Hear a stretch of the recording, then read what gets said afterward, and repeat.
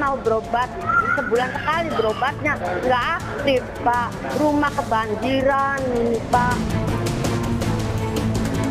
Bisa BPJS yang PBI itu bisa seperti biasa lagi gitu. Soalnya kalau saya harus bayar mandiri, kata saya buat sehari-hari aja kadang-kadang susah gitu.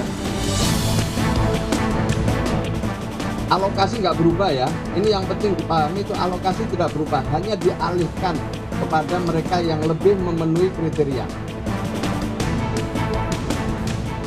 Negara tidak boleh menghapus hak jaminan kesehatan sekelompok penerima manfaat atau kelompok rentan secara tiba-tiba hanya karena persoalan data dan juga prosedur birokrasi yang tidak transparan.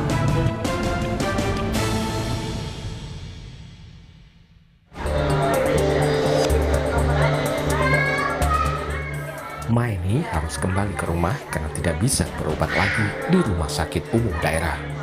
Warga Indramayu peserta BPJS penerima bantuan iuran atau PBI ini tidak mendapat layanan kesehatan karena kepesertaan BPJS PBI miliknya dinyatakan telah nonaktif.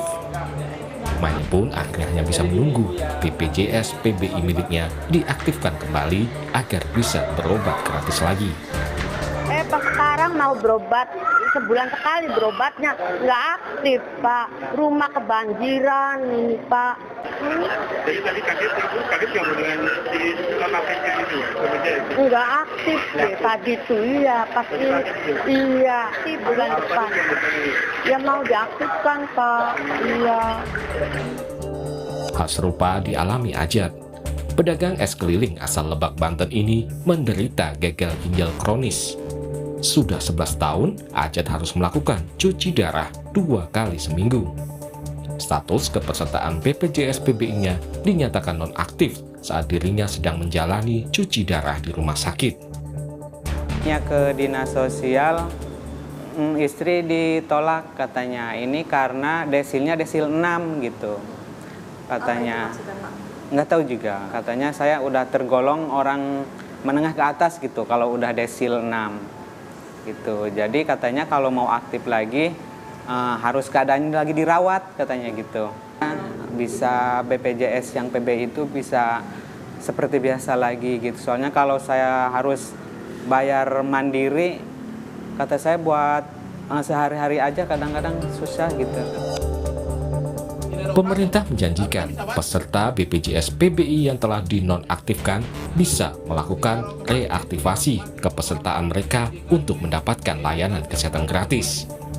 Warga beramai-ramai mendatangi kantor dinas sosial setempat untuk melakukan reaktivasi kepesertaan BPJS PBI.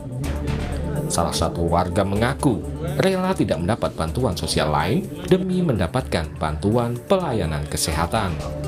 Kan baru minggu kemarin saya baru selesai operasi toh, plus kita mau kontrol kembali tidak aktif, makanya saya ke BPJS tanya, nanti dari BPJS suruh datang ke dinas sosial, padahal sampai sini katanya mereka bilang tidak bisa lagi.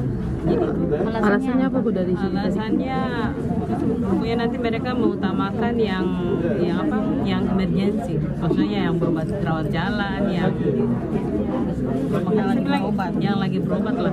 Maka juga maksudnya kalau boleh kalau saya pribadi, maksudnya saya biar saya tidak dapat bantuan, yang penting saya punya kartu kes atau BPJS diaktifkan. Pemerintah telah menonaktifkan 13,5 juta peserta BPJS Kesehatan PBI. Menteri Sosial Saifullah Yusuf menyatakan kebijakan ini dilakukan karena ada pemutakhiran data kesejahteraan sosial agar penyaluran bantuan tepat sasaran. Berdasarkan DTSEN, masih ada penduduk desil 1 dan 5 yang belum menerima PBIJK. Sementara sebagian desil 6 sampai 10 masih tercatat sebagai penerima. Desil 1 sampai 5 yang belum menerima PBI cukup besar, yaitu sebesar 54 juta jiwa lebih. Sementara desil 10, desil 6 sampai 10 dan non desil, nanti mohon ini BPS bisa menjelaskan lebih rinci, mencapai 15 juta lebih. Yang lebih mampu terlindungi, yang lebih rentan justru menunggu. Ini adalah data yang kita peroleh pada tahun 2025. Mensos menegaskan, penonaktifan 13,5 juta peserta BPJS PBI bukan untuk mengurangi subsidi BPJS Kesehatan, melainkan sebagai upaya realokasi kepada warga yang lebih miskin dan rentan. Alokasi nggak berubah ya, ini yang penting dipahami, itu alokasi tidak berubah, hanya dialihkan kepada mereka yang lebih memenuhi kriteria. Yang kedua, di samping itu APBD daerah, kabupaten kota maupun provinsi juga memberikan dukungan untuk PBI ini dalam bentuk bantuan daerah. Ya. Jadi sebagian yang dinonaktifkan itu di-cover oleh daerah bagi yang daerahnya sudah UHC, Universal Health Coverage. Ya. Juga ada yang beralih ke mandiri. Jadi di sini juga ada yang beralih ke mandiri. Ini menunjukkan bahwa pengalihan ini juga membuat masyarakat yang bisa untuk membiayai dirinya sendiri atau keluarganya itu beralih ke program mandiri di BPJS Kesehatan. Pemerintah menegaskan bahwa rumah sakit tidak boleh menolak atau tidak melayani peserta BPJS PBI yang kepesertaannya dinonaktifkan. Sejumlah kepala daerah menegaskan akan menanggung biaya layanan kesehatan peserta BPJS PBI yang dinonaktifkan. Gubernur Jakarta Pramono Anung menyatakan 270.000 peserta BPJS PBI di Jakarta terdampak penonaktifan. Apakah reaktivasi ini berjalan baik atau tidak, tetapi pemerintah Jakarta tetap harus hadir untuk kemudian mengatasi, menanggulangi kalau masyarakat yang katakanlah dari 270.000 itu terkena, pemerintah Jakarta harus memberikan pelayanan yang sama. Jakarta itu tetap akan meng-cover itu, karena Jakarta punya ruangnya. Untuk itu ada yang disebut segmen PBPUBP. Pemda, peserta bukan penerima upah dan bukan pekerja yang didaftarkan oleh pemerintah daerah. Jadi tetap akan di-cover di sana. Menteri Kesehatan Budi Gunadi Sadikin menjelaskan status kepesertaan BPJS Kesehatan PBI dengan kondisi penyakit kronis akan secara otomatis diaktifkan selama 3 bulan. Kita sudah tuju semua orang yang tadinya anggota PBI akan direaktivasi otomatis. Nggak usah datang ke Puskesmas, nggak usah datang ke Kementerian Sosial, otomatis akan langsung direaktivasi. YLKI menilai kasus penonaktifan peserta BPJS PBI merupakan bentuk pelayanan publik yang tidak patut dilakukan. Penonaktifan peserta BPJS PBI juga merupakan bentuk maladministrasi publik. YLKI telah melayangkan somasi ke pemerintah. Bahwa penonaktifan peserta PBI yang dilakukan secara sepihak tanpa pemberitahuan terlebih dahulu, tanpa mekanisme keberatan yang jelas, serta tanpa masa transisi yang manusiawi untuk penerima manfaat merupakan bentuk pelayanan publik yang tidak patut. Negara tidak boleh menghapus hak jaminan kesehatan sekelompok penerima manfaat atau kelompok rentan secara tiba-tiba hanya karena persoalan data dan juga prosedur birokrasi yang tidak transparan. Nah, YLKI juga menilai bahwa penonaktifan PBI ini berpotensi kuat sebagai bentuk maladministrasi publik karena mengabaikan hak konsumen atas informasi dan juga ini sebagai pelanggaran kewajiban negara dalam menyediakan pelayanan kesehatan yang memadai. Dengan hal ini, YLKI telah melayangkan surat somasi kepada Kementerian Sosial.